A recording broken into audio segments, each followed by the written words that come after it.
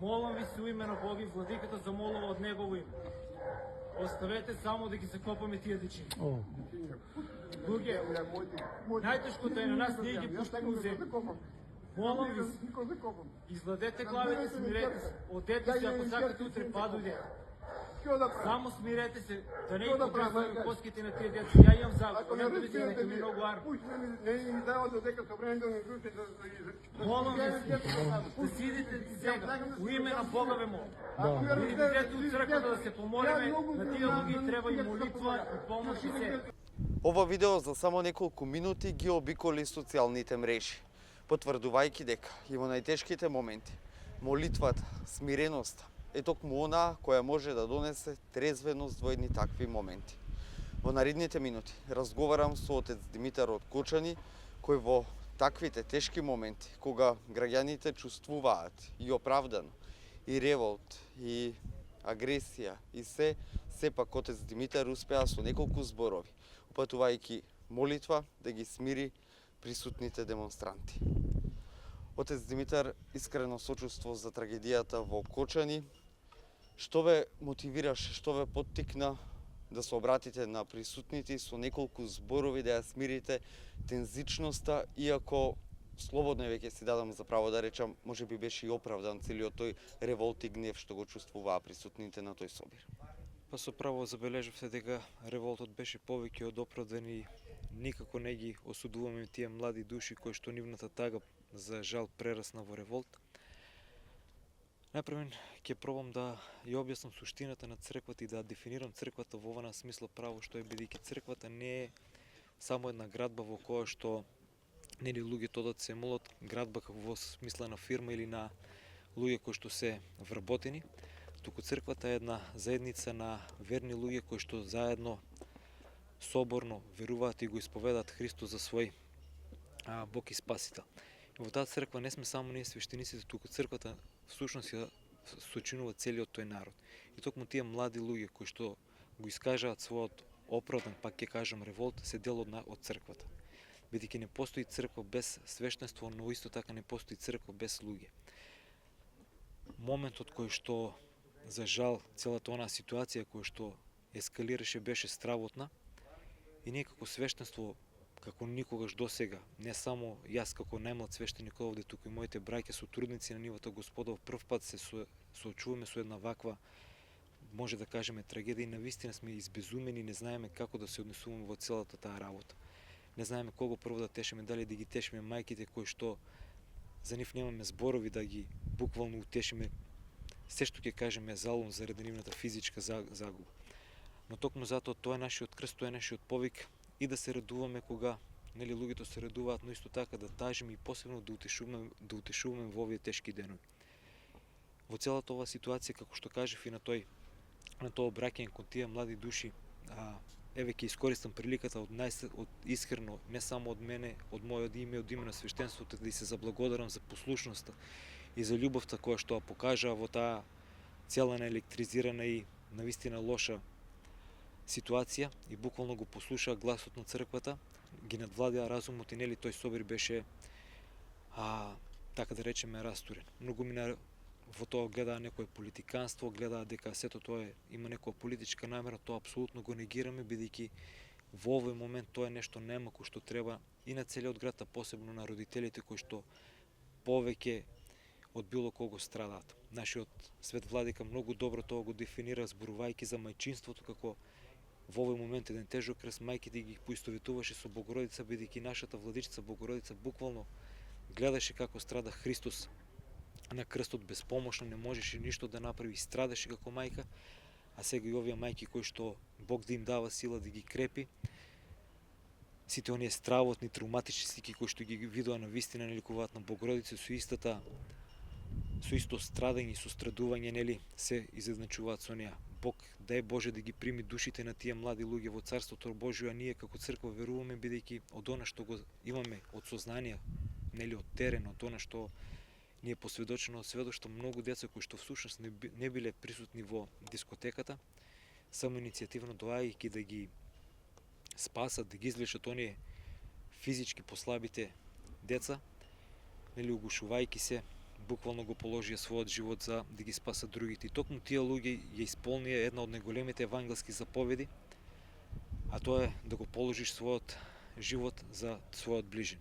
Значи тоа е покажување на една апсолутна љубов, Христоподобно, бидејќи Христос се распна на крстот и тие, како што учи црквата, наше нели претпоставуваме, но веруваме и се надеваме дека Бог буквално нивниот подвиг ќе го земе како подвиг на мачеништво и ќе им дари маченички венци. Тоа е мачеништво во смисла на љубов.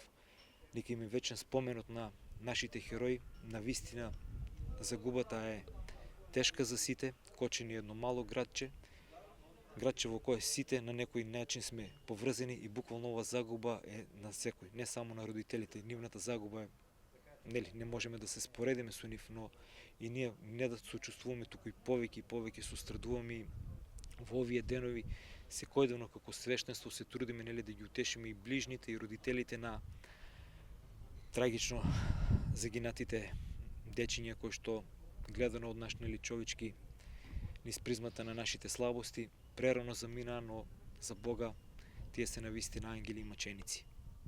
Колку молитвата во едни вакви неутешни моменти може да биде спас за духовно луѓето, ако можам да речем, да бидат посмирени, трезвено да размислуваат и од друга страна да го земеме фактот дека сме некако на средина од најголемиот пост во христијанството, Великденскиот пост. Па сите искушенија всушност се случуваат во овој Великденски пост, кој што е и по својата природа и по својата духовно значење најтежок пост.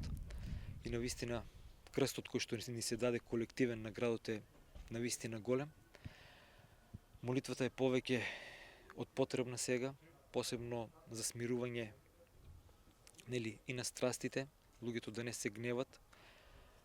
Молитвата е потребна најповеќе за оние кои што се упокоија со надеж на воскресение и на живот вечен, бидејќи како што знаеме посебно во текот на првите 40 денови повеќе од потребна на молитвата за упокоените, а исто така и нашите молитви треба да ги засилуваме и да ги упатуваме кон оние млади души кои што буквално се борат во болничките легла. Дај Боже по неговата милост сите да ни се вратат живи и здрави и да го продолжиме нормалниот начин на живење за кој што за волја на вистината ќе ни треба некој подолг период да се вратиме во некоја нормала, дали ќе се вратиме.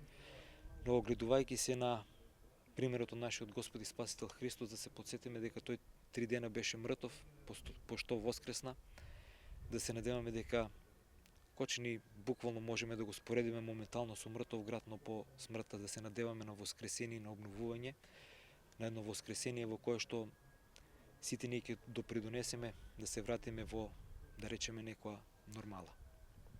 Како што рековте, цел град уште долго ќе ги носи сите трауми, сите последици. Која е вашата порака до сите граѓани, пред се во Кочани, околината, но и Македонија, бидејќи за жал оваа трагедија одекна и во регионот, па и во светот? Порака до верниците, порака до граѓаните. Пораката е многу јасна и недвосмислена, да размислуваат, да го подобруваат својот живот. Ова е еден показател, ова е една буквално можеме да кажеме молба од Бога до нас, да се свртиме кон Него, да ги упатуваме своите молитви и не само да се молиме, туку да се трудиме да стануваме подобри луѓе, подобри христијани, подобри верници, за да го смилостивуваме Бог, да не ни се случуваат вакви или некакви слични трагедии. Всушност и в целиот свет почива на зло и трагедиите се наше секојдневие, но како што нашиот мудар народ вели, секој плаче на својот гроб, ние буквално не знаеме и веќе сум истошен и немам зборови со кои можам да ги тешам луѓето, да ги поучам, да ги смирам, бидејќи навистина веќе се осеќаме испразнети и апелираме до нив да бидат цврсти во верата, да зајакнуваат во верата, да го молат се милостивиот Бог, да им дарува пред се здрав разум во овие тешки моменти, да се смируваат пред Бога, а да се молат и за покој на душите на нашите упокоени и за заздравување на оние кои што се по болничките легла. Навистина трагедијата е огромна и не очекувавме таква поддршка не само од Македонија, туку ни се јавуваат секојдневно луѓе буквално од цел свет, од диаспората и ја нудат својата помош, кој со логистика, кој со финансии. Навистина сме преблагодарни. Во овој момент немаме навистина потреба од такво нешто, бидејќи државата, општината, сите потребни работи ги зедува во своите раце, за нели сето се да се среди да биде достоинствено, како што, пак ќе кажам, за жал, доликува за христијански, нели, да ги спративме нашите најмили. Целата ситуација е тешка, во воздухот се осека тагата. Градот буквално како да ни е попарен, луѓето ја нема таа ведрина, ја нема таа смеа, ја нема таа радост во лицата на луѓето, што е сосем оправдано. Дај Боже побрзо да се врати се во нормала, да се вратат на смевките на лицата на луѓето, но скршените срца, за жал на мајките, ќе останат скршени за секогаш. Навистина сочувствуваме со нив. Немаме зборови како да ги утешиме, бидејќи најтешко нешто, најтешкото на нас свештениците е да дадеме утеха на тие кои што нема утеха. Но што е тоа? Крстот е таков, ќе мора достоинствено да го износиме сите. Апелираме, ќе искористам приликата повторно до сите млади луѓе кои што чувствуваат гнев, кои што гнев на вистина е оправдан, да го канализираат, да се смируваат доколку, нели, како што се најавува да прават протести, да биде тоа тивко, достоинствено, а посебно апелираме до институциите и до политичарите, без многу, да нема потреба од протести, сами да земат работата во своите раци, системот кој што навистина е трул, да го стават во некој ред за не само Кочани, туку и целата држава да биде едно подобро место за живење. Дај Боже да не се повторат некои вакви епски трагедии. Сочувствуваш, Тетнаш. Ви благодарам.